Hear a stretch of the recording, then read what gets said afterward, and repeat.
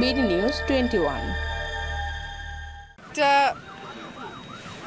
বার্তা কিন্তু সকলকে দেবে যে আমরা উন্নয়ন বলতে বুঝি বড় বড় শহরগুলোতে বড় বড় স্থাপনা, কিন্তু অবহেলিত জনগোষ্ঠীর জন্য আসলে তেমন করে ভাবা হয় না।